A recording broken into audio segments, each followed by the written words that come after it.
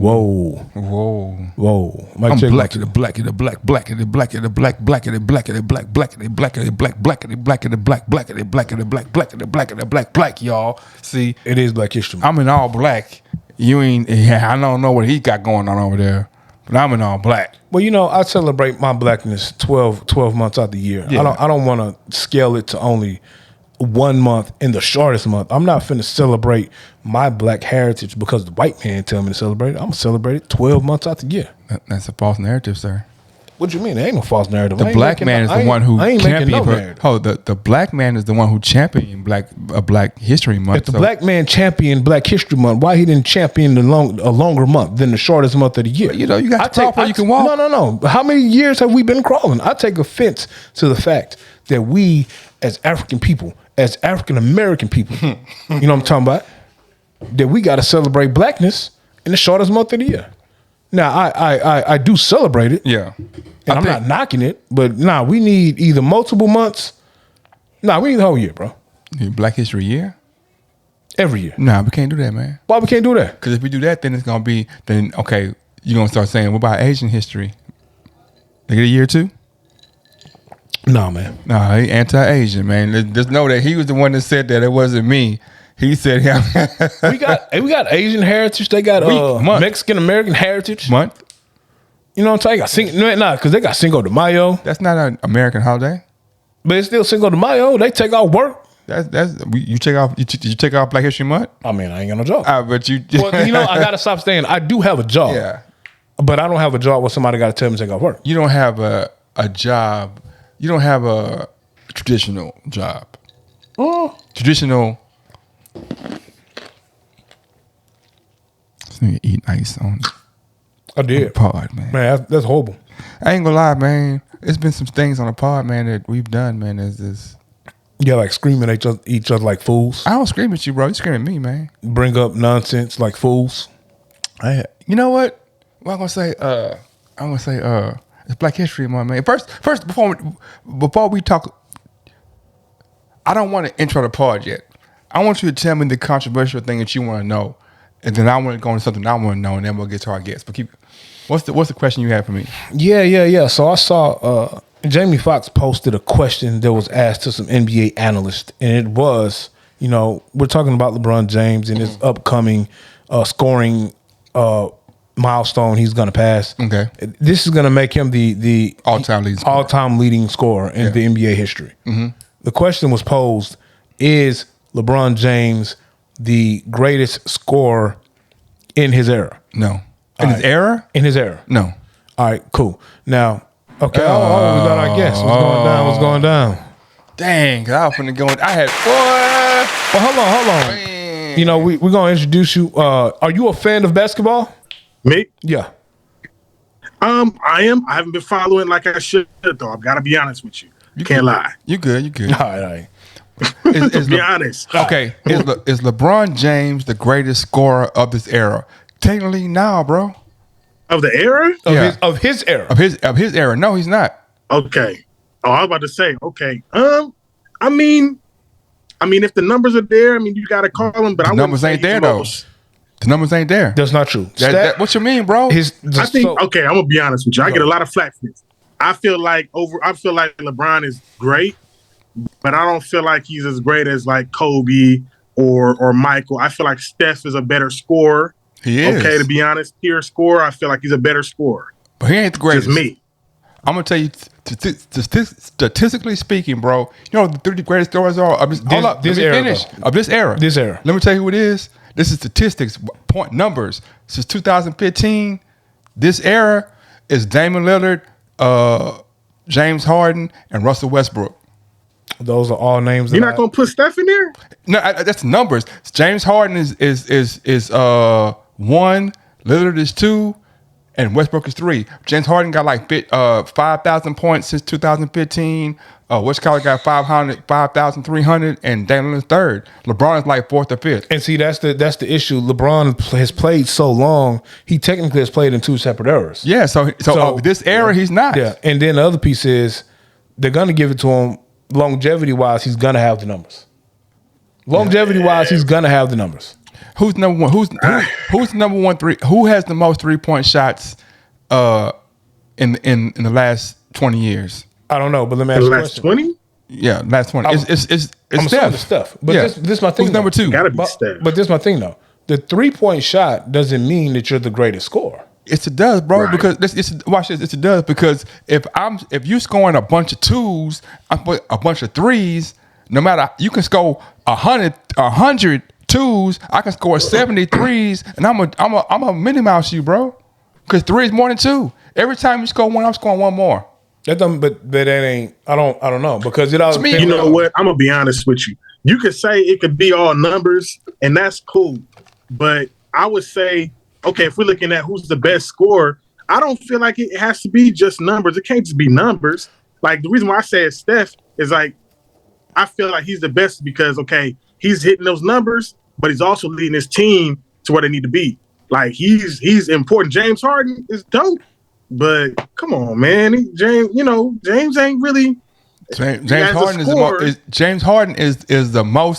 is the most potent offensive weapon since 2000. He's number 2 in assists and number 1 in scoring over the is last. he?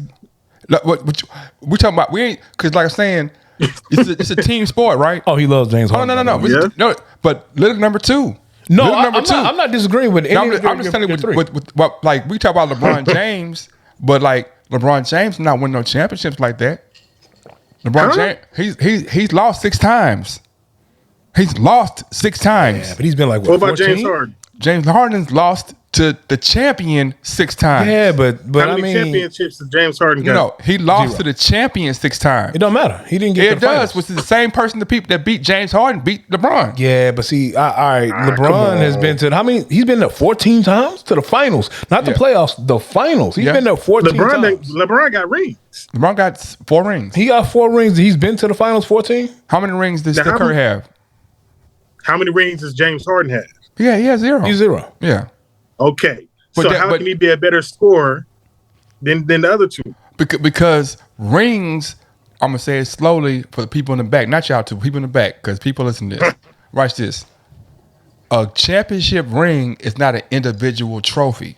So if we're talking about an individual and you're talking about the ring comprises of 12 or 54 or 25 or whatever. It's a team trophy.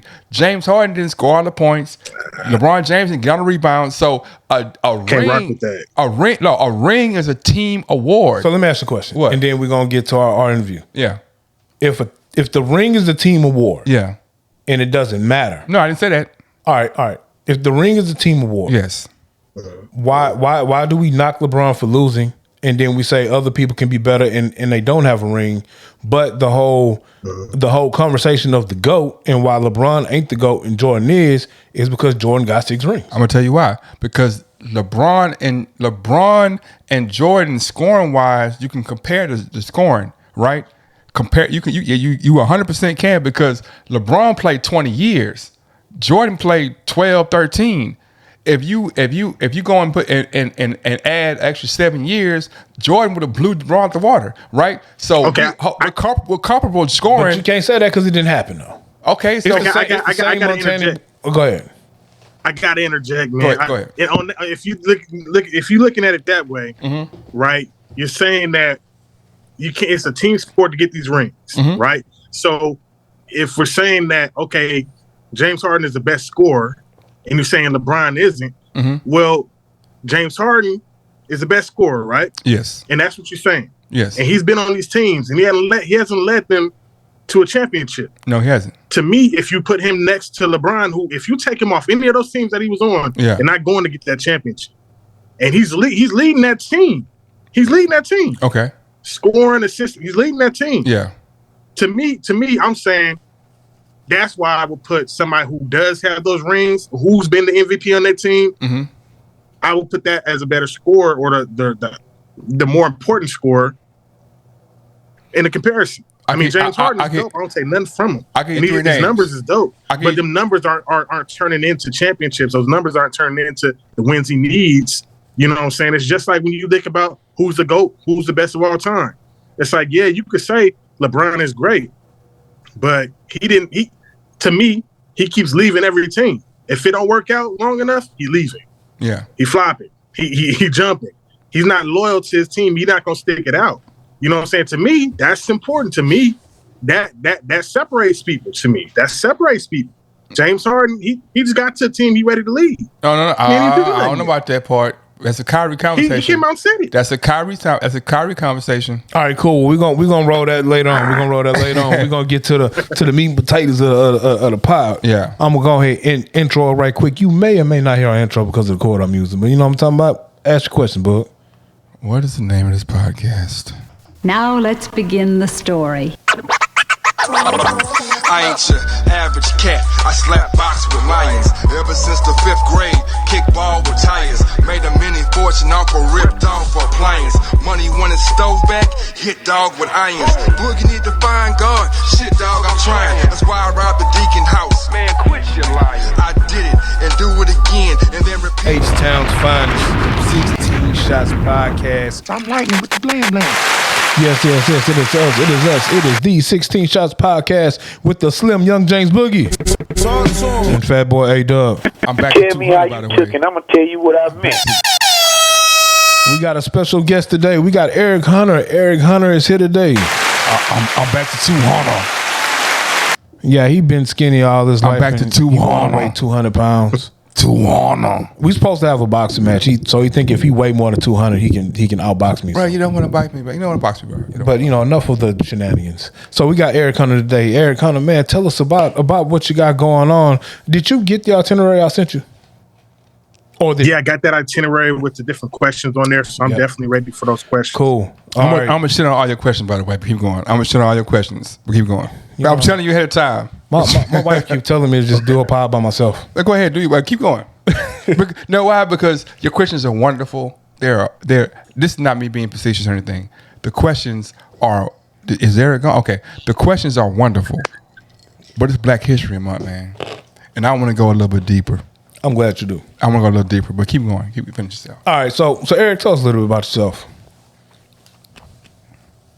Okay, so me, I would say I'll kind of come from the gate. You know who I am. My name is Eric Hunter. I am 34, turning 35 this year. I'm from Aurora, Colorado. I was born in Houston, and I grew up in Aurora. Came back here in 2013. The reason why I came here is I actually survived one of the worst massacres in American history in Aurora, Colorado. In 2012, a man by the name of James Holmes came into our movie theater and he shot up the movie theater. Mm-hmm. And I was in movie theater A, let's say movie theater A, and movie theater B. This massacre was happening. Mm-hmm. And when it started, all the bullets started coming through the wall, hitting people in our theater, injuring people. That night, with me trying to find a way out, going to the emergency exit next to the screen, I was fortunate to, run into two young girls. One was shot in the jaw, the other one shot in the shoulder, asking me for help because there was a man shooting in their theater. Mind you, I come down the stairs of other people who been shot out their seats and so forth and so on. I pull them in, and as I'm pulling them in, the shooter's coming around to our theater to do the same. I close the door on him and keep him out. From there, I was able to help some people that night, change some lives. God blessed me to be able to do that. But for me, it was a blessing because it changed my life. It taught me some things about myself. It taught me that, one, I wasn't ready to die. Two, I love helping people. And three, I wanted to do something important in this life, leave a legacy, right? So from there, that's what made me uproot my family, move to Houston, to really go on this journey. Of, seeking a better life, seeking importance, and seeking to stable down that legacy. And at this point, from there, I decided I'm going to dive into technology and film, and I'm really going to make my bearing. We got some hand claps for that. I was letting them cook, though. We got some hand claps for that, though. You can't just pass that over, though. You can't just gloss over that. You can't just gloss over that, man. Yeah. You can't just go over that and be like, that's fire, bro. Yeah, man. Yeah, keep going. Okay, I'm sorry. I had to stop you, brother, because you said some. Really, you said some. Yeah, you was cooking. Yeah, you gotta get hand claps for that, man. Yeah, that's fire. Okay. All right, so you came to Houston, and then. Yeah, I came to Houston. When I got here, I decided to really dive into technology and film. First was, film. Mm-hmm. And when I dove into film, started like guerrilla filmmaking. And I started kind of, I got the acting bug in Colorado, and I carried it out here. I was an actor first, and then I just dove into like the creative side. That's what I love. So, I started writing scripts, and I started to, I went on Craigslist, put a posting up saying I'm looking for actors and some people who work behind the camera. And I got a crew together, and we started guerrilla filmmaking. So at that point, I had a camera, and we went out with cameras and flashlights. We put the trash bags over the flashlight to diffuse the light, make it softer. We would go film in like little wooded areas or, abandoned houses or, somebody's house or whatever. We filmed wherever we could, and we film every week. It was just putting in those hours, filming everywhere and anywhere we could every week, no fail, right? And that's how, I did that for like the following 4 years of just putting in work and getting better and better and better every year. Writing. So I write, I direct, I produce, I score. You score. I do graphic design. I do photography. I do everything. Right. So, but that was me. I told myself I'm going to be decent or great at every little piece of filmmaking that I can, because I want to be able to know what I need to know, and also want to be able to communicate with everybody who, plays a position. Mm-hmm. So that's how I kind of got into this, and that's how I dove into filmmaking here in Houston. Okay. I want to ask you a question. I don't want to cut you off. No, go ahead. When you said you score films. Now, I have not expertise, but I have experience in different parts of film and video and TV and that bunch of shit. But when you said you score, that with me, because scoring a film is an entirely different genre and way of looking at film, and a part that people don't really think about. But if you really dissect the film, scoring the film might be more important than actors sometimes. It sets the mood. It sets the mood for the scene. Set the mood. So what was your how did you research and or do you have a musician's background to score films, or did you just explain or tell us about how you got into scoring the films? Because that's very Definitely. That comes from growing up. When I grew up, my grandma, would have my cousins and us, we'd come over to her house, stay for the summer every day, whatever our parents went to work. And she taught us instruments, her and my auntie. They teach us drums, pianos, clarinet, flutes, right?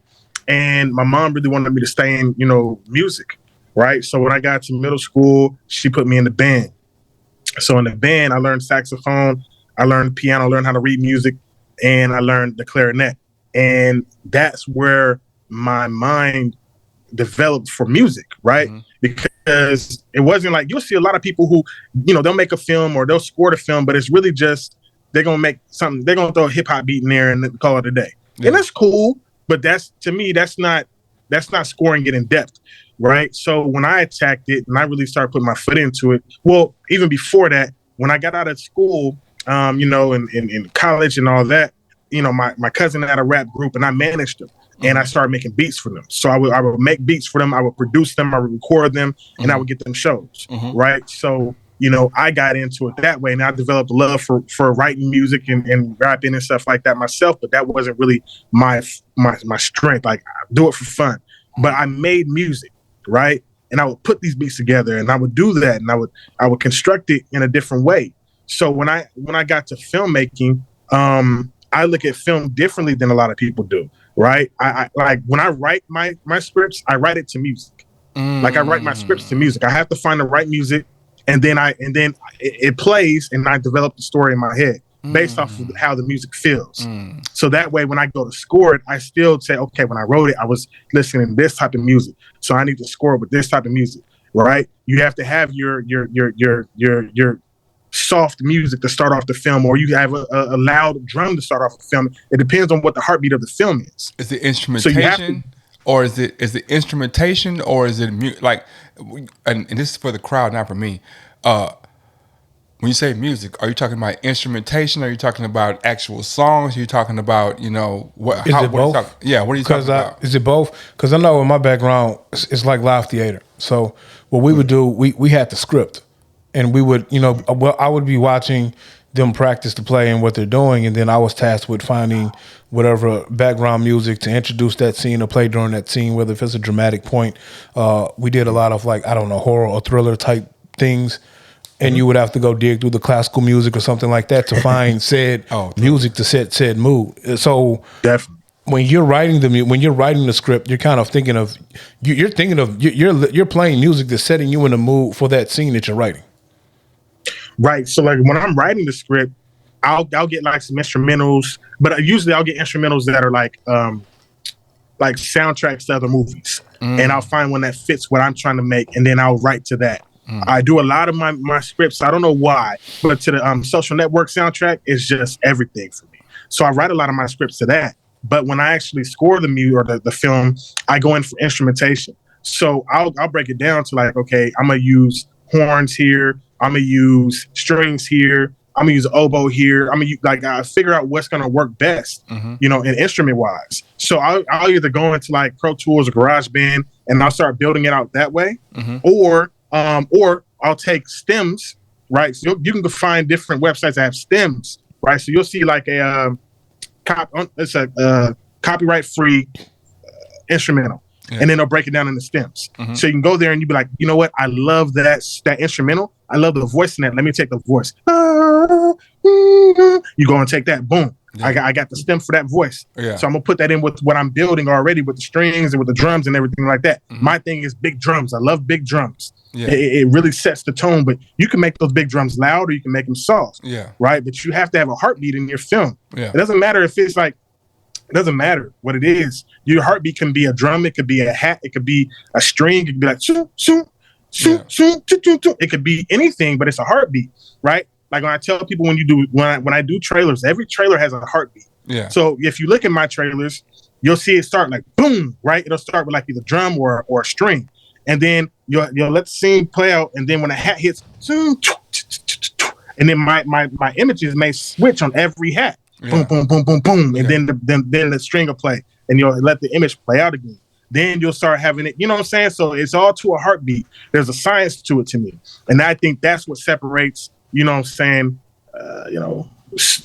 It just separates different movies and trailers and the feels of it. Like you can feel when the movie's good. You can feel when the trailer's good. It hits. Now I'm mad. Now I'm mad at myself. But see, you weren't at the and we're gonna dive into his projects. Yeah. But you weren't at the O'Shea premiere. No. But see, now I'm mad because, and I know he jumped out for a second. He'll come back. Yeah, he'll come back. I was out because when you sent me his social, I mean his things, my first thought was to go look at him, but then I wanted to have a completely objective view of what he was doing. So I was like, I'm not gonna look at him on purpose because I wanted to have a conversation 100% based on like a person who is not a fan or somebody who's seen it. Because like when I have a new pair of shoes, a new song, a new record, you don't always have a person who is familiar with the artist or the producer or the situation. So I wanted to be able to be like, well, I'm new to your movies, you know what I'm saying? I want you to tell me or show me or explain to me why your movie is something that I should not group in with the rest of these type of movies or movies that are on this platform.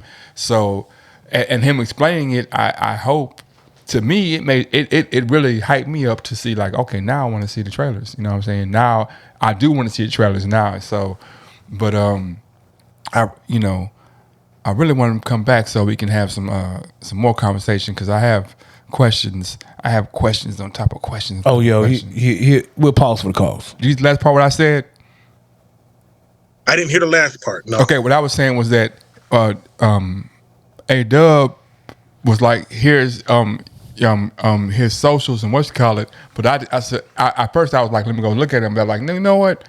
I want to have the perspective of the normal, listener or the normal viewer that like doesn't know this person, never seen it before, and I wanted to hear your perspective and give you commentary based on from what you're saying, you know what I mean? And what you were saying and the way that you're describing it is really enticing me to want, like, now I want to go see the trailers, because like a lot of times you go see, like, if an interview, most interviews, and this is maybe behind the scenes of, you know, whatever, but most interviews, the interviewers, they look at the material and they get familiar with it and they know what's going on, so they'll quiz you back and forth about what everybody knows, but in the same breath, the audience has no idea about what. So I'm being the audience. I want to be honest, but your description of what you do made me want to go like, okay, now I want to see it for real, because you know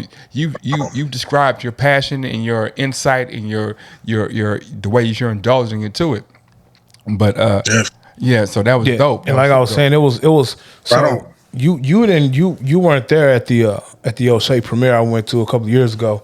It was pretty dope. And going to that premiere, I knew Dominique was involved. I knew Courtney was involved with the project, and like, you know, a couple other people we know. So to go to the premiere and see the premiere was like some real red carpet stuff, and then it was a fire venue, and just seeing the production that was put on, it kind of put me in the mood where I wanted to get back into script writing and doing some form of theater. Like that involved that. You keep saying theater, man. Are you because British, my nigga? The other piece is Dominique and Courtney were doing stage plays, and I love stage plays. Like my background is stage plays. Yeah, but you keep saying theater. I say theater, nigga. Yeah, it's not theater.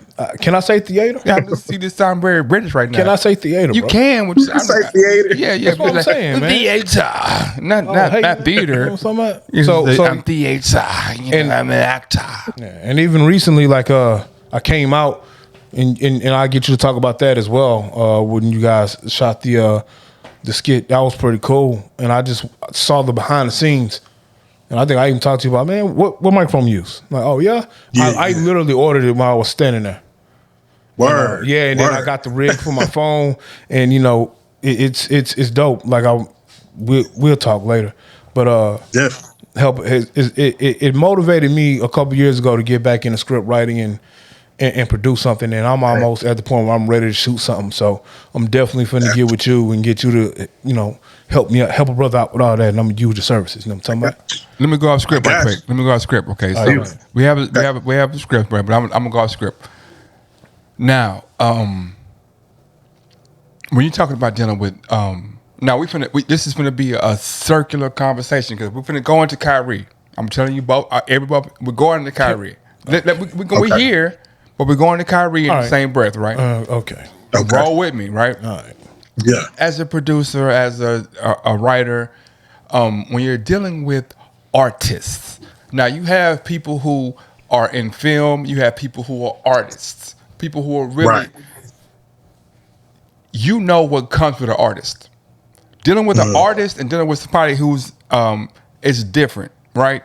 You can't put an artist and be like, hey man, come here at this time and do this, so and so and so and so and so and so, because they are anomalies. You don't think punctuality is a thing? Punctuality is a thing, but you talking about artists. You talking about artists. So is that why I got to lie to you about the time we start? No. What I'm saying is, but you talking about art. You talking about artists. You talking about artists. You talking about artists. If you talking about artists, you know what I learned, and this is off of this, but I was supposed to go to HSPBA out of 8th grade, right? Mm-hmm.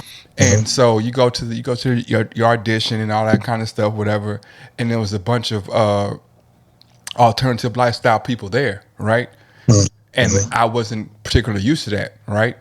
And the neighborhood I grew up, that wasn't particularly the way they got down. Now, as I got older, I understood that if you're gonna be in the arts, that's what you're gonna deal with.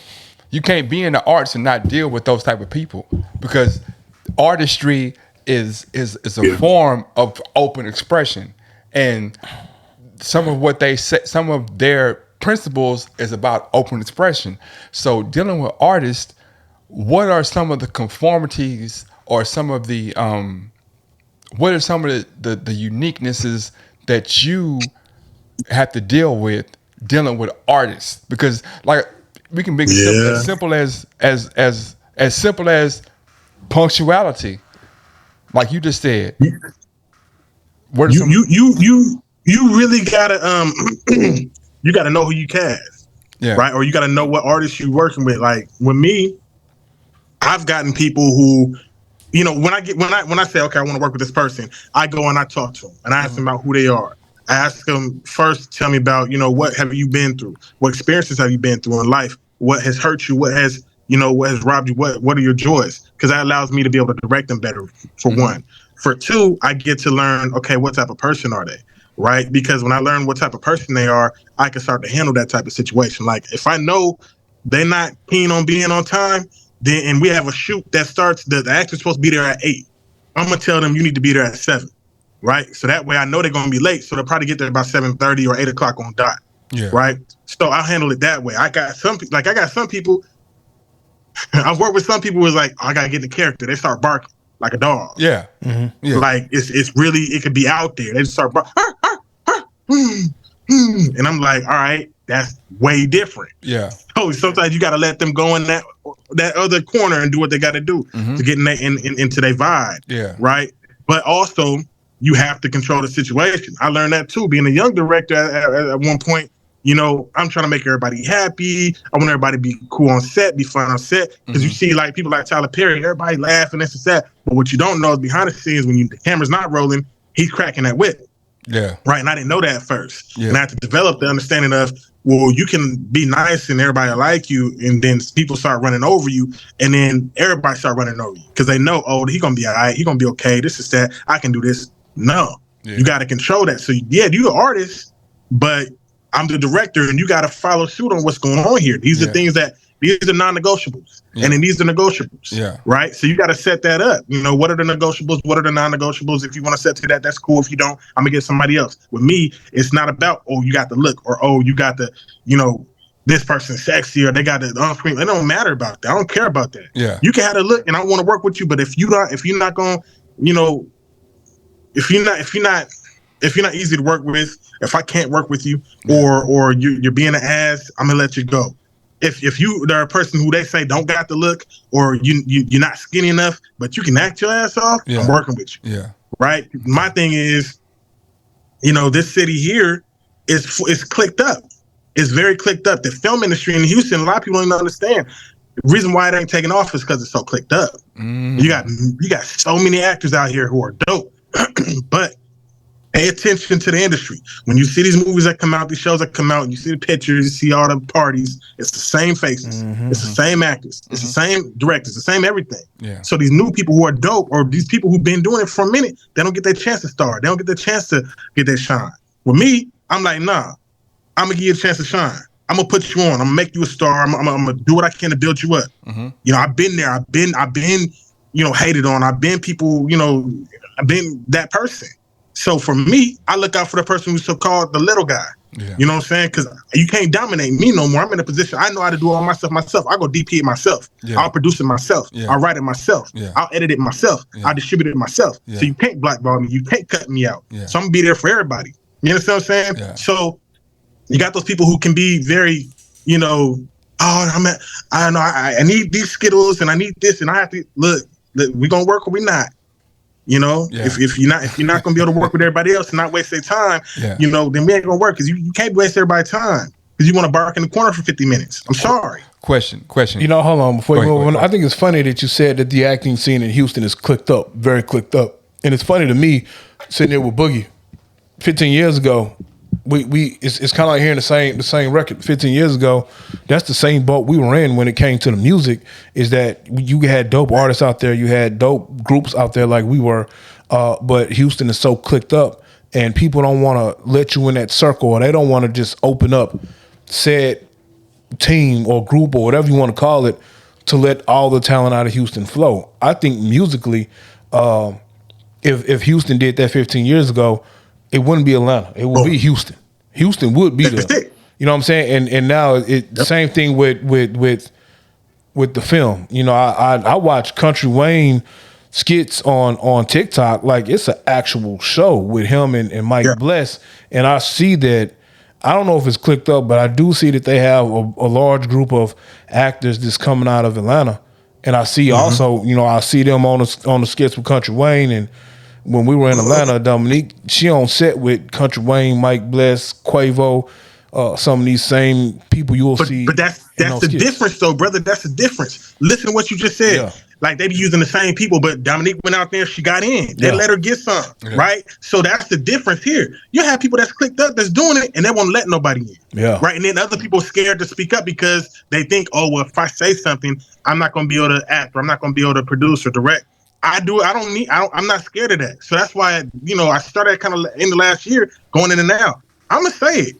I'm gonna say what it is. So yeah, that's the problem. That's the difference between Houston and Atlanta. Like you said, Atlanta, everybody working together from music to film. Yeah. Here, they're not. And they're suffering for that. You know what I'm saying? Same thing. I agree with you. The music scene, if everybody would have just worked together and it wouldn't have been so clicked up, Houston would have been popping. It still would have been popping. It would have been it. Yeah. Mm-hmm. You know what I'm saying? But it didn't happen. So right now, it's the same. Like, you got so many people leaving the film industry here. Like, I'm about to venture out to Hollywood this year and make some and break in that way because I can't get it done out here. I done reached the top of the top out here, bro. Got the mayor to get on and endorse. All these big wigs, city council, all that stuff. Endorse. Let me stop you. Please endorse what we doing. Let me stop you though, because some of what you're talking about has a lot to do with the infrastructure of the city, right? So, Atlanta has an open gate because the Georgia state. I mean, the Georgia and their I was called Peachtree or whatever. They are very open to letting people come in and like, hey. Whereas Houston is like, nah, you have permits and so. So there's a lot of bureaucratic stuff that goes on in Houston that doesn't go in Atlanta, and Atlanta made a purposeful ploy to say, hey, we're gonna open our doors to have a film industry. Hollywood, of course, does what it does, you know what I'm saying? But Austin has made a purposeful view to say, hey, film, come through and do this so. Whereas Houston, but because, and this is, you have to have a world view of what's going on. Right. Houston's like, shit, we got all money, bro. Fuck, we need your, what the fuck we need your, why we don't need this? We don't need this. We got all money. Whatever your movie does, if it does wonderful, it ain't gonna touch this second tier oil money. So there is. I agree with both of what you're saying that it's clicked up, but it's also there's a world view that goes into it. And I would want to just throw one thing on there before we move on. Yeah, you got a lot of different directors and producers who have screwed over these investors so many times where they scared to invest now. Because they feel they're going to get taken. And a lot of these Hollywood actors don't really want to come in and act too much in Houston because they've been screwed over and not paid too. Yeah. So with that world view, you got people out here shooting everybody in the foot because they're not doing business right. They're stealing money from these investors, from the city. They're taking advantage of them. It's the Wild Wild West. It's the Wild Wild West. They say Atlanta is the capital of the scammer. Well, I don't know, man. There's a lot of scammers in H-Town, man. It's the Wild. Houston is the Wild Wild West. Houston is the capital of the South, and it's also kind of like the capital of free enterprise. So that's why you have the Kikis and you have all these small ventures that can do these great things in this small town. But to transport I'm sorry, go ahead. To tie to the Kyrie thing, I want to get to some basketball a little bit. Okay, go ahead. What Kyrie is he's an artist. And Kyrie is the person that's like, I'm a Picasso in this thing. Y'all see what I do. I'm a Picasso, right? And what's happened in these situations that he's been in is like, every time y'all try to tell me how to paint, I'm going to move on. Every time y'all tell me how I should paint, I'm going to move on. And as a director, as a DP, as an EP, as a writer, how do you handle those type of entities? Because what I'm saying is, like, Kyrie is an entity. LeBron is not an entity. LeBron is going to do what they say do.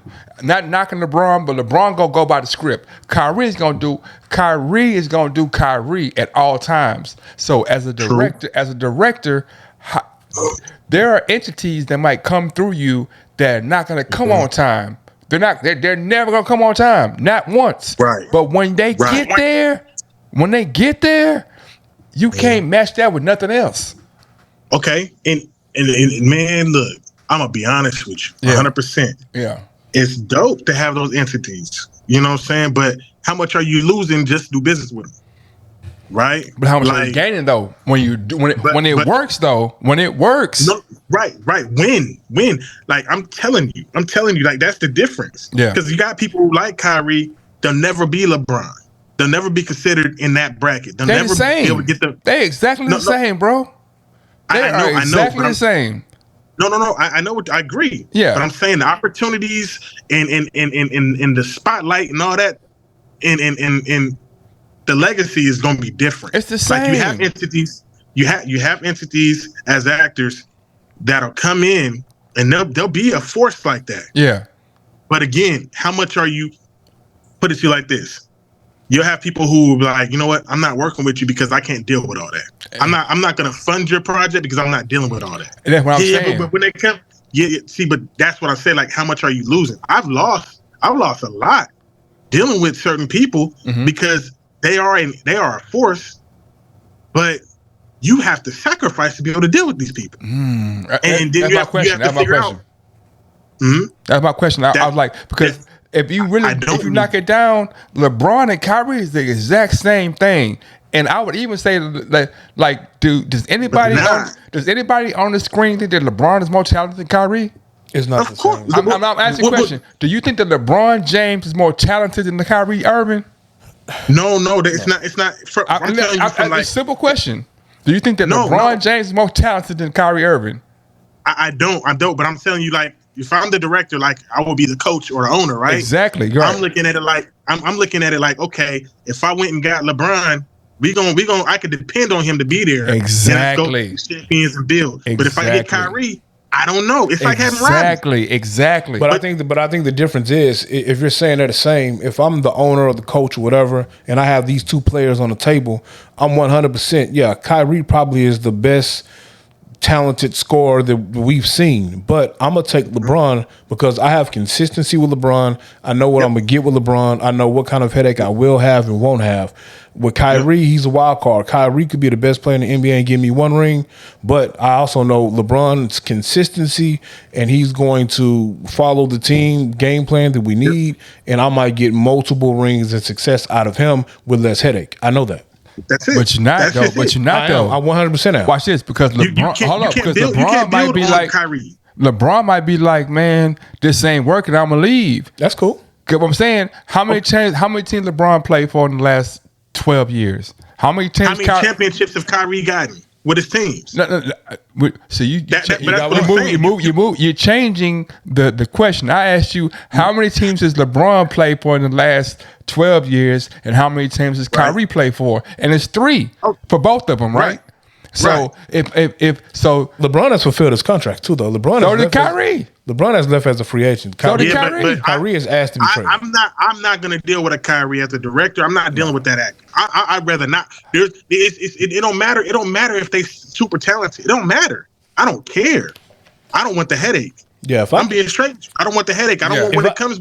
If I can get comparable talent, with less headache, I'm 100% going to rock with that. Now question. And this is a black history. And then we go on to the next question. Yeah, this is a Black History Month question. Okay. Yeah. Do you think it's the same for black artists and white artists? I'm talking about basketball. Like, I think basketball is an art. I think this football is an art. I think that all these things are arts. Do you think it's the same for white artists as black artists when it comes to being that? Because Johnny Depp is the exact same as Kyrie. There's no difference. I think it's a difference. There's a big difference. How so? It's a difference, bro. This nigga would not come on time. This nigga would be late. This nigga would fuck hoes. He do all this wild shit. Fuck the shit off. I'm gonna give you an example. Yeah. Look at Pirates of the Caribbean. Yeah. They built that whole thing with him over years, over a decade. Yeah. He was consistent. He fucked it off though. He did. Those are championships. He ain't come late. He wasn't coming late. No, but he wasn't getting fucked up. He wasn't fucking. The Amber Heard situation is why Pirates of the Caribbean bounced on Johnny Depp. Before Amber Heard, Johnny Depp is known to be a problem on set. That's not. It's not. Okay. It's not. So it. But we deal with Johnny Depp because we know. Right. We deal with Brad Pitt. We deal with Angela Jolie. Right. We deal with these people. But I'm saying, well, we don't deal with Idris Elba. We don't deal with. Yeah. You know what I'm saying? So I'm with you. It's definitely different. It's 100% different. Yeah, you're never gonna get me to say it's not. What's his name? Gordon Hayward right now is asking for a trade from the Charlotte Hornets, which is. I'll give you the prime example. Of what you're saying. Where I agree. You have. I forget his name, but he's a white director, and he was found guilty. It was true that he was molesting young girls. Yeah. And he fled the country, and when he won his Oscar. I thought it was Scorsese. Yeah, Romanowski. Everybody stood up and they applauded and all that. Not Romanowski, but Romanowski, yeah. Scorsese is but not. My thing is, look at Will Smith. He shouldn't have went up there and smacked Chris, but they treating him like he killed 15 people. Right? Yeah. And he should have smacked Chris Rock. He should have done that shit. Okay. Yeah. I know how y'all gonna feel about it. I agree. But my thing, hey, look. I don't have a problem with what he did. I don't have a problem with. Oh, I don't either. He didn't have that. Take it first, but go ahead though. I feel like this. I feel like Will did what he felt he needed to do. Yeah. And even though it wasn't the best move, PR wise, I feel like it should be done and over. It should be done and over. People making it like he killed 15 people, while you have multiple different Caucasian brothers who do stuff that's horrendous. Exactly. And they move forward with everything. Yeah, it's messed up. Yeah. So I agree with you. It's jacked up in the film industry and every other industry. Have you seen Emancipation? I haven't seen it yet. I've been wanting to see it. Have you seen Emancipation? I haven't seen it. I heard it's great though.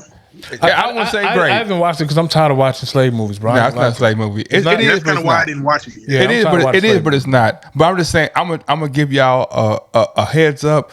Will Smith fights the gator, and he has an accent. So we've heard him. I love it. No. You can't fight the gator. This is me talking. This is me. I'm scared of alligators. I'm not scared of shit in this world, bro. I'm scared of alligators. He fights the alligator. If it's get hung or fight the alligator, I'm fighting it. It had nothing to do with being hung. I'm just saying an alligator gonna beat your ass. Do I got a weapon? I got a gun or something? No, gun. Hey. If I got a gun, I'll fight the gator. But if I ain't got no weapon. But you gotta think about it though. You got real people out here that have fought alligators and survived, lions and survived, tigers and they done fought them, bears and survived. You know what I'm saying? Have you seen Covenant? Covenant? Have y'all seen Covenant? Oh no. Nah. I seen the Reverend.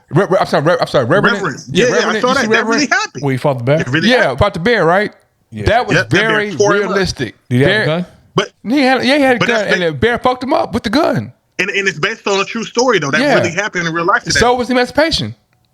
Right, that's what I'm saying. But I'm saying, nah, bro, you ain't fight the bear. You got the Reverend was very. I watch Swamp People religiously because I love our neighbors, our Louisiana people. I love watching Swamp People, and they always got something. I'm gonna shoot this goddamn gator. You know what I'm talking about? They got something. Yeah. You ever been like this for a gator? Hold up. No, I have not. No, but if I ever go to like the Florida, whatever they call it, the Florida Glades, whatever they call it, or if I'm in the swamp in Louisiana, I'm gonna be out there with homie who got the Desert Eagle, or he got the bow and arrow joint. You know what I'm talking about, bro? Have you been in a room with a spider? Well, of course, I'm in a room. Yeah.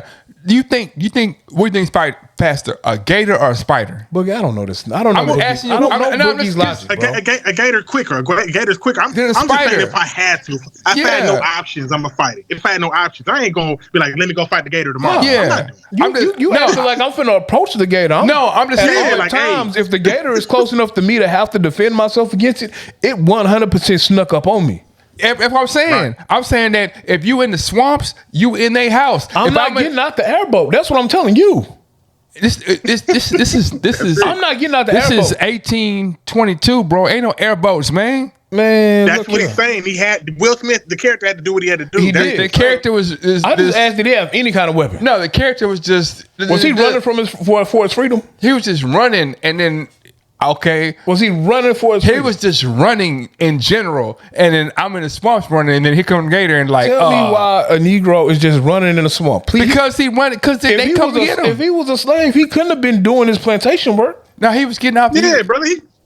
So he was running for his freedom. I don't want to tell a story because I think we gotta move on. We can't get hung up on this. We gotta move on. I'm just saying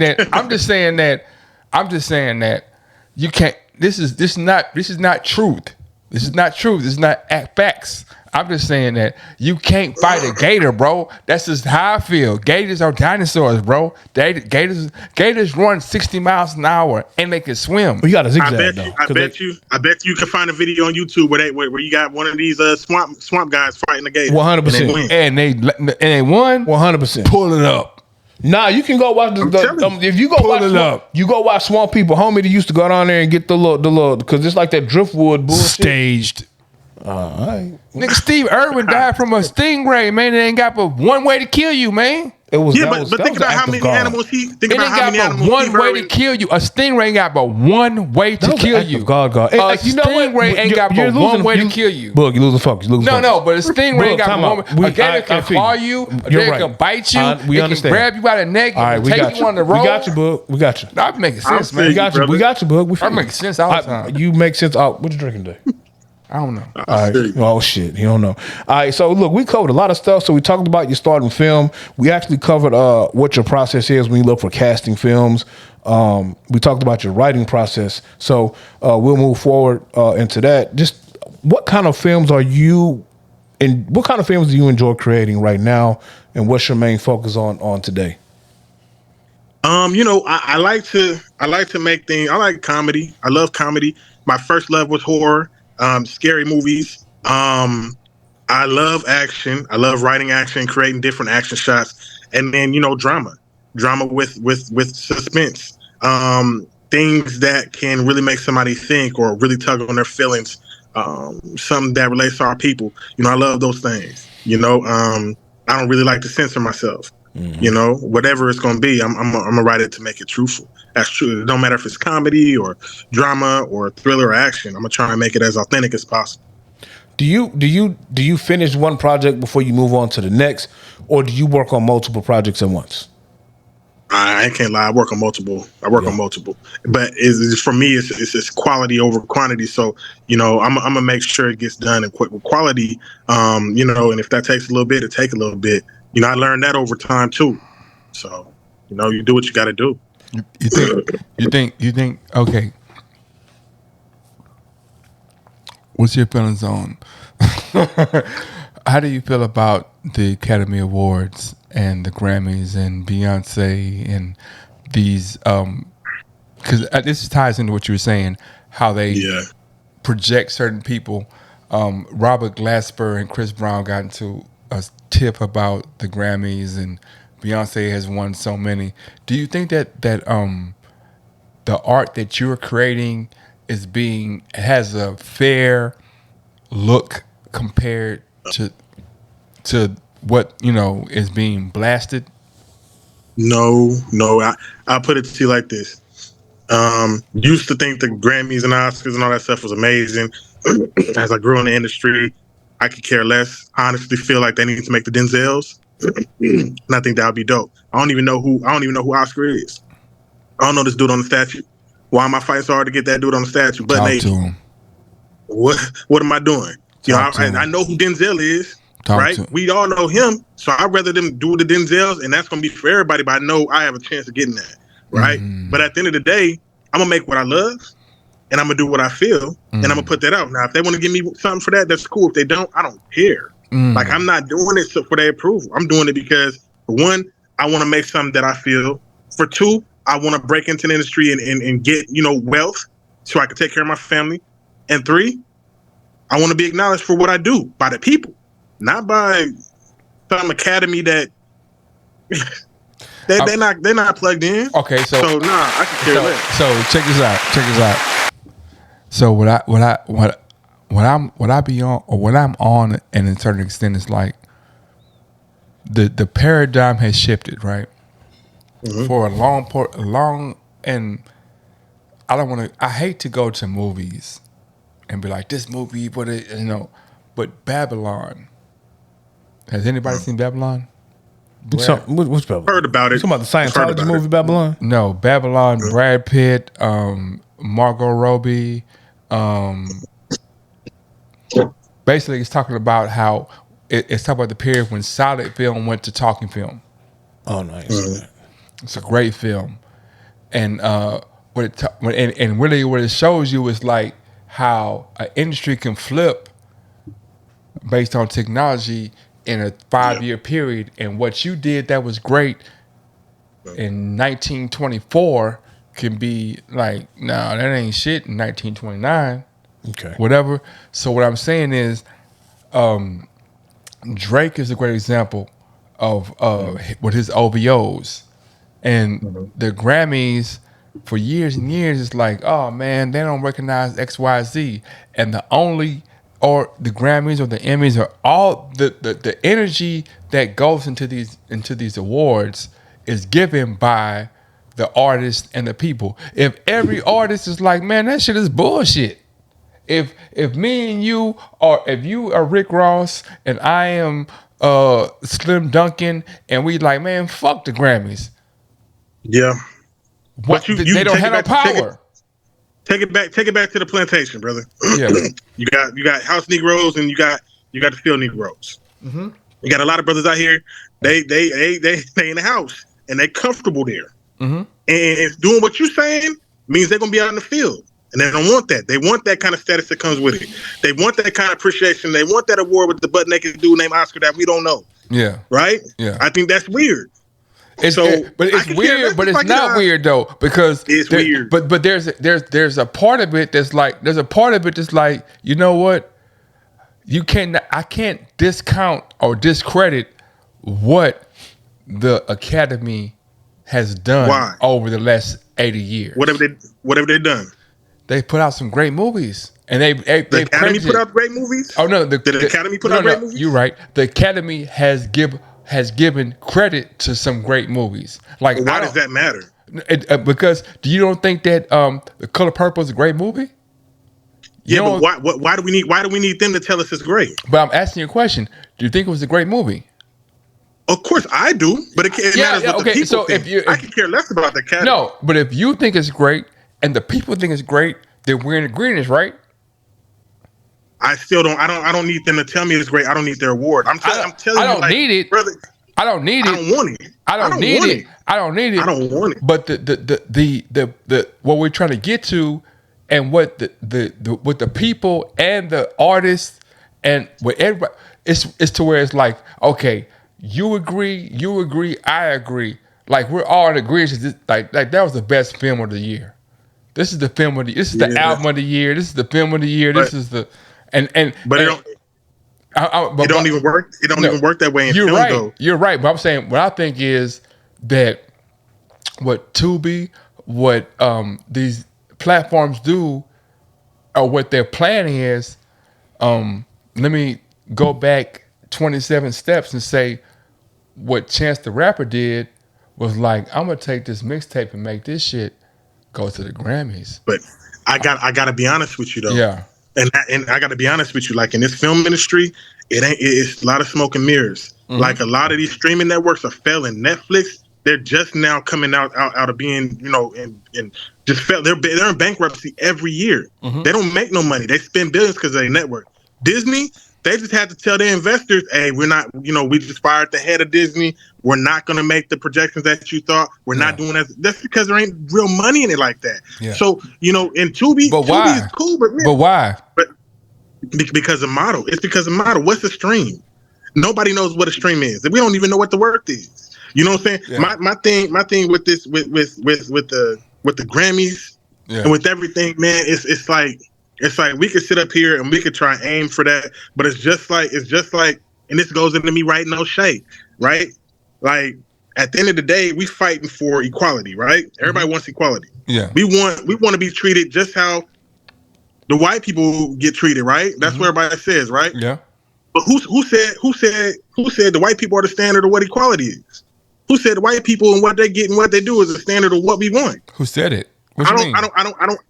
I'm saying we want to win all the awards because white people win the awards at the Oscars. Oscars so white. Okay. Why do we want to? Why don't we, like you said, let's start the Denzels and be done with it? Yeah. But we want to fight. We want to fight for the same award they get because it's so prestigious. Who said it's so prestigious? They did. Okay, I'm gonna tell you why. It's a trap, brother. No, it's a trap. I'm We gonna fight tell you every year. We fight every year for the same thing, for the same award. For what? For what? What are we fighting for that I'm award gonna tell you why. for? Because they said, like, when Dub wrote 16 Shots podcast and 16 Shots podcast got nominated for a Grammy. Getting nominated for the Grammy is literally equal to 400,000 people going to see Why Was That?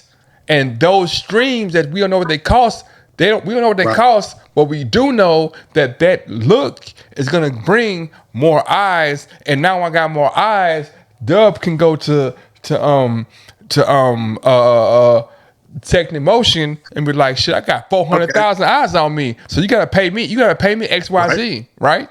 So I'm agree with you. I'm agree with you on this angle here. Yeah. You're right in the sense of let's take it back to Kobe and Kyrie. Yeah. And you'll probably get where I'm coming from. Yeah.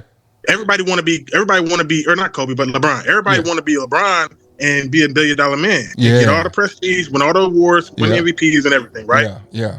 But Kyrie, he can't do that because he sees how the system is. Yeah. He see what the system is. And he don't want to play by that system because he don't want to, I'm win an award for what? That don't matter. I'm playing ball. I'm dope.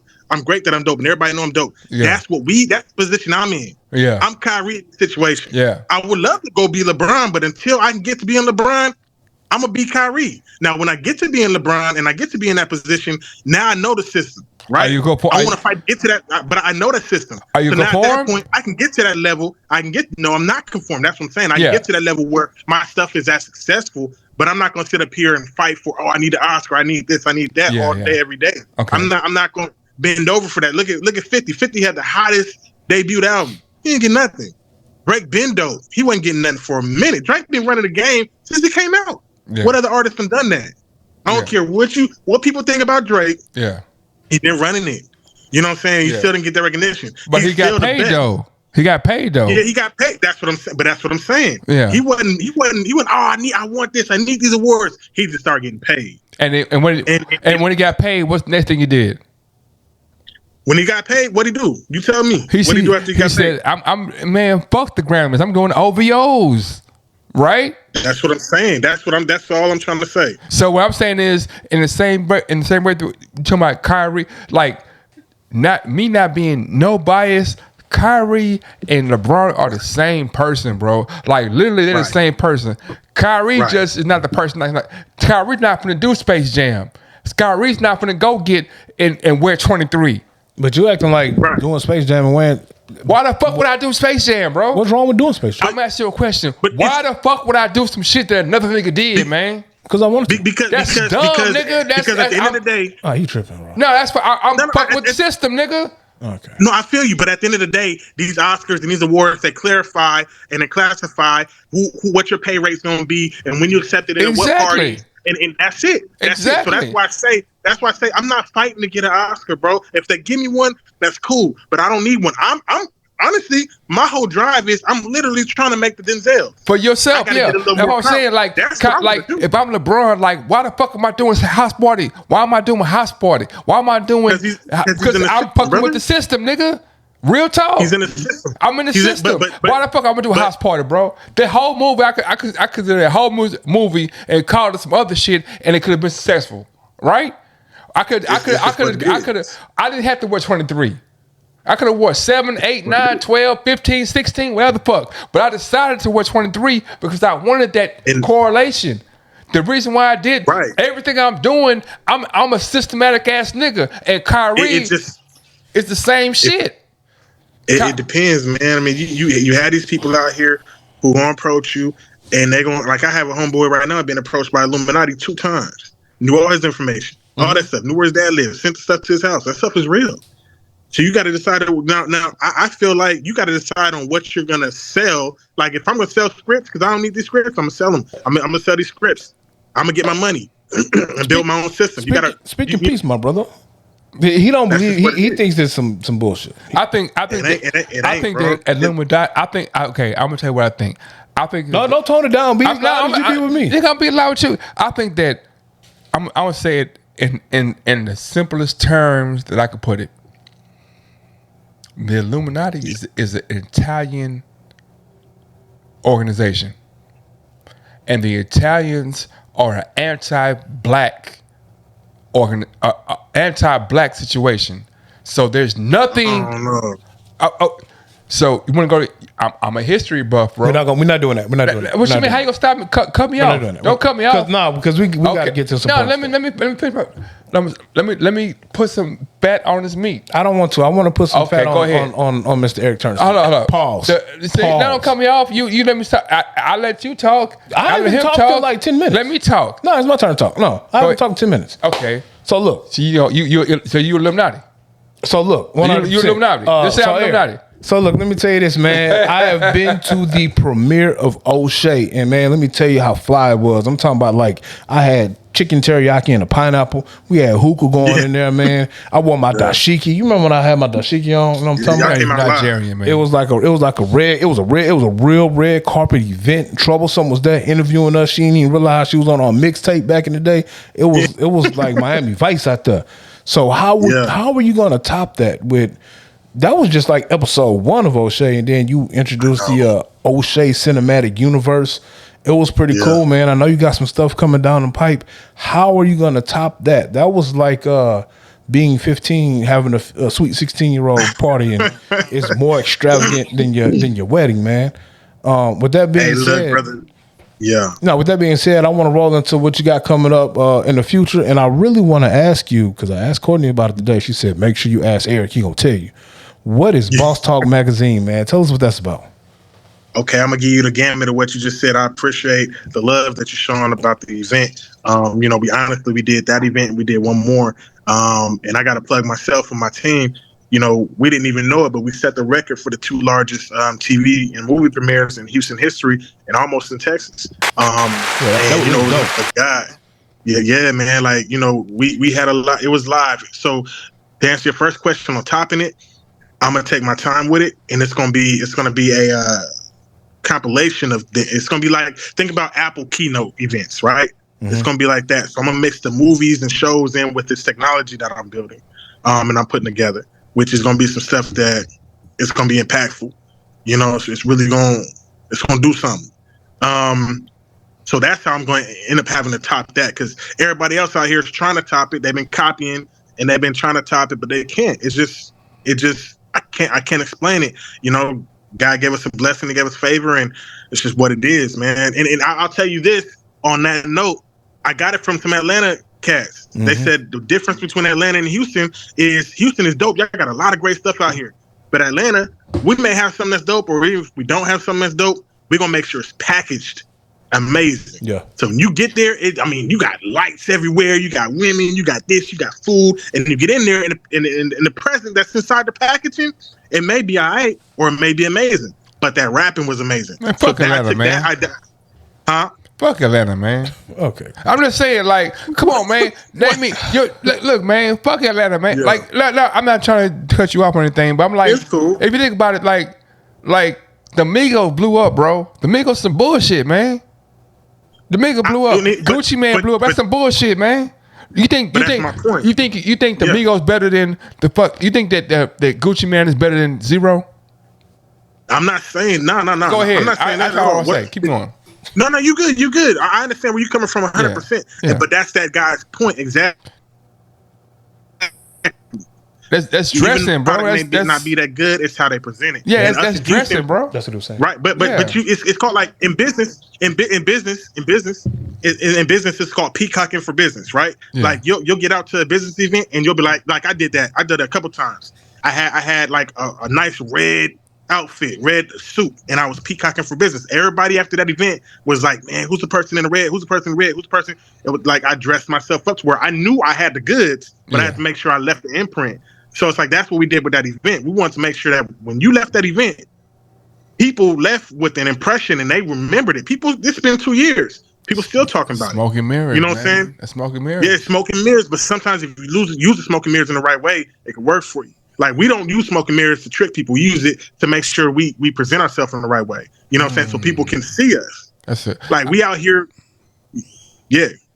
I feel you. I'm hearing you. I'm listening to you. Like, I'm not disagreeing with you at all. But like, some of what you good. Some of what you're saying is just, man. I work in the industry where it's a lot of smoke and mirrors, man. Because I work with young people. You know what I'm saying?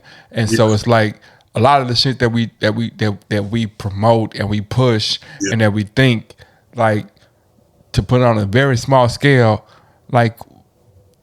I got 97 or not 92 young people on my high school football squad, right?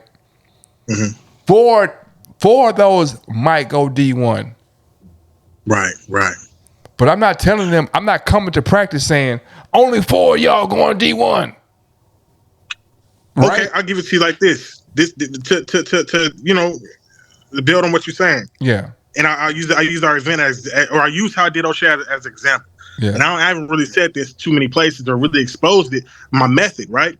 Everybody usually goes into making a movie or a show, and the same thing when you're doing when you have a team or whatever. You go into it and you say, okay, we're gonna go from one win to the next win to the next one. We're gonna build up, and we're gonna get big, right? My thing was, forget that. I'm gonna go into this with this show, and I'm gonna tell everybody how big it is before we even have a show out, before we even show them one episode. Mm-hmm. I want the buzz to be so big that they're expecting greatness, that they're looking forward to. We built up a fever pitch, so we did it backwards. Usually, you shoot it and then you build up and then you mark it and then you put out an episode. And by the time you get toward the end of the season, you maybe do a premiere, and it's like, oh, we built up this big excitement. We did it backwards, and it made us stand out amongst everybody else because we did it different, right? It's like, and I thought about, in the way I got that from was like DJ Khaled, Kanye West. DJ Khaled, when he came out, we the best. Everybody's here. I didn't even know who this was, but I knew after months and months of him saying we the best, hey, that dude was dope. Yeah. Right? Kanye West, he told I'm a genius. I'm smart. I'm this. I'm the greatest. I'm this. Until you had to be like, you know what? He is great at what he does. He's a genius at what he does. You believed him, but he built himself up. I mean, he came out the gate, boom. You know what I'm saying? Like a rocket. Yeah. You know, I had a mentor who said, look, you can come out one or two ways. You can come out, top level. You can come out, as a main player, or you can come out grassroots. What do you want to be? How do you want them to take you? Mm-hmm. Right? So I would say that in anything that you do, it's like, how do you come out? Your first impression is everything. So our first impression was that O'Shea premiere. Our first impression was our graphic design and how we presented ourselves, and then doing that premiere. So that's how they take us. Right, I got people that run up to me in these other events where I go to. I don't even know these people. White people, Hispanic, Black. Oh, you did O'Shea? Oh, my son loves her. I love that. Or people in the government. I don't even know these people, but they know about the show, and they ain't even know my face yet. Yeah. So it's all about how we came out with it. You know what I'm saying? And it's all how we dressed it up for the right purposes. You know what I'm saying? So in to move forward on that, you know what I'm saying? With Boss Talk. I've always had boss talk as a thing where it's like, what does a boss mean? Boss means taking control of your life and your situation and owning it. You know what I'm saying? That's what boss is to me, right? So at that point, I said, you know what? That's how I live. That's how I am. I want to recognize other people who think the same way. You know what I'm saying? You guys are bosses. Y'all took control of your life and you said, I'm going to do this. This is what I want to do, and I'm going to do it my way, right? That's being a boss. Mm-hmm. You're making your own decisions on your own terms. You know what I'm saying? Going for your own dreams, doing what you feel is right.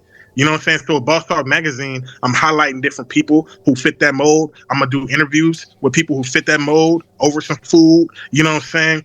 And that magazine is going to highlight different keys. This is how you build wealth. This is what the Bible may say about wealth. This is what, you know what I'm saying? These are keys on being a boss. Staying a boss, So that's what that is. Yeah. Huh? We ain't got a Boss Talk, man. If you let him finish, he just started. This is some. It's new. It's new. Okay, I thought it was. It's brand new. Yeah, okay, I thought it was something that they already gone. I was like, damn, we ain't got a Boss Talk. I'm not a boss or anything, but I know bosses. We could have been, collaborating. No, you gotta let him cook. Go ahead. We definitely. I definitely, you know what I'm saying, would love to collaborate with you guys on a lot of things, you know what I'm saying, especially Boss Talk. But it's growing, you know what I'm saying? I'm starting it off new. And we're going to do a lot of great things this year. Is a year content, the year completion. So, you know, right now I'm doing a lot of different shows and different projects that, you know, is going to build up. We're building up a following even more than what we have, building up that fan base, and then that would turn into dollars, right? You go to the majors. Oh, Dad, that's great. Love your project, love your work, love your project. What's your numbers look like? I shut everything down real quick, and it has for me. But on the flip side, I've been offered $5 million for O'Shea, but they want to turn it white. They want to turn everything white. I turned that down. I turned it down for my people. Turn it down. I said, no, I'm not going to do that. I'm not taking that for one. I'm not going to turn it white. I'm not doing that. And then two, I promised my people I was going to get them in the door. I promised if they sign on to do this project, I'm going to get them through the door. That we're going to ride together. Short story. Man of integrity. I keep my word. Short story. You know? Short story. P Valley was not what it was to begin with.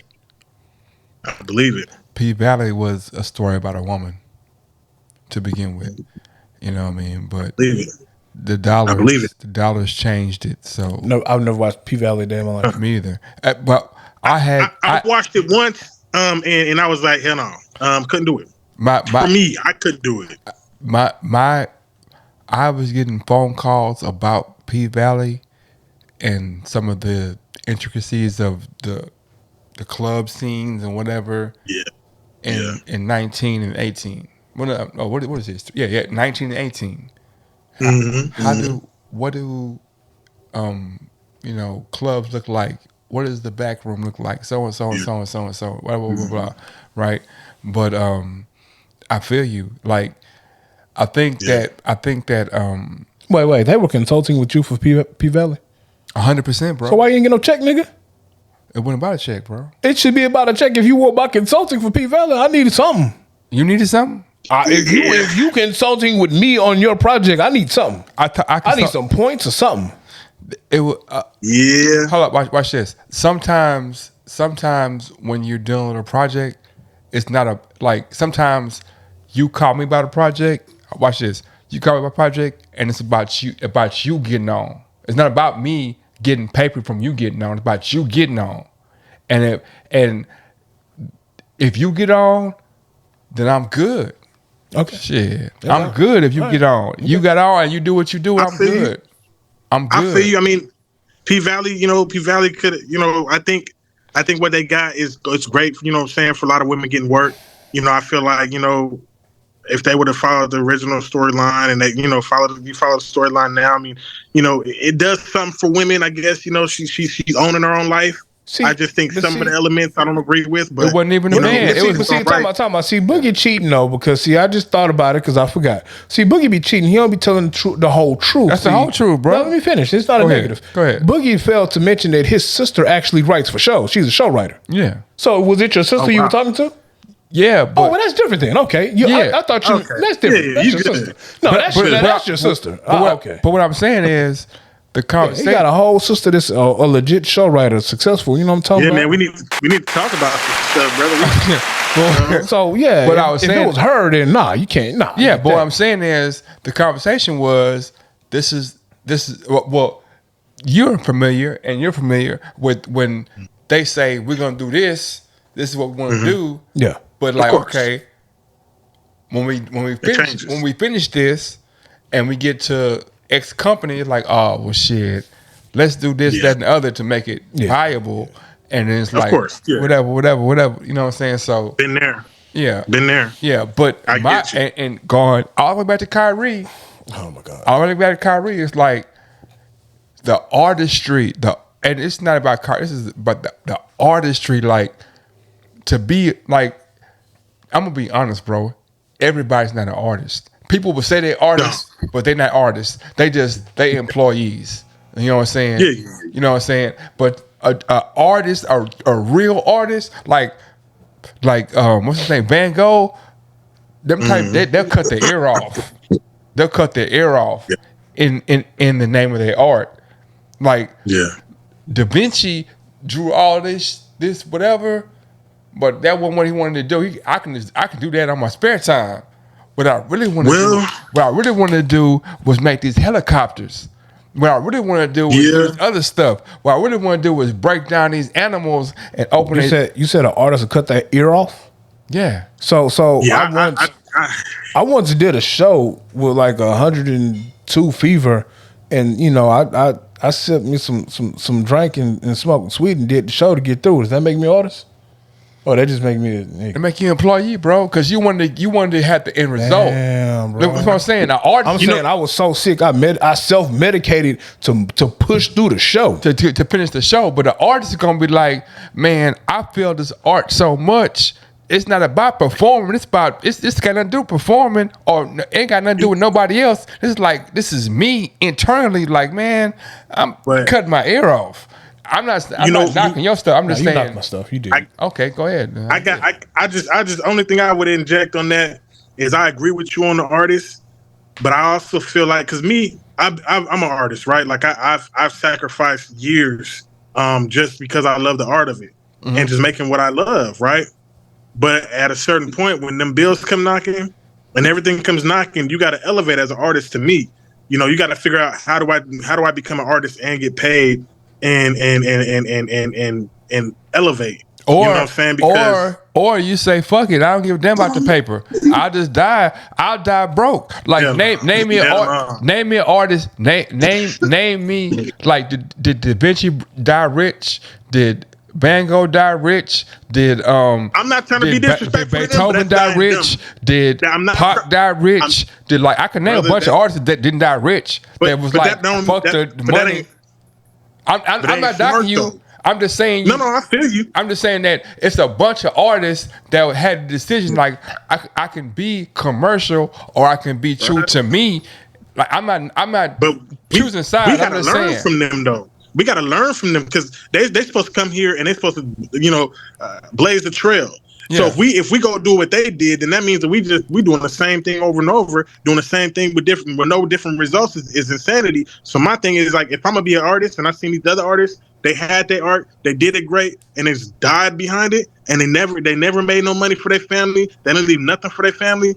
To me, you gotta take that blueprint and you gotta tweak it a little bit and figure out where you can make that money and still be that artist. Because at the end of the day, you have people out here that are brilliant, but they sit there and they suffer in silence because they're brilliant with their art. Yeah. But they're not making no money, and sometimes they don't even see the business side. You tell me how you took, and I'm gonna tell you what I meant.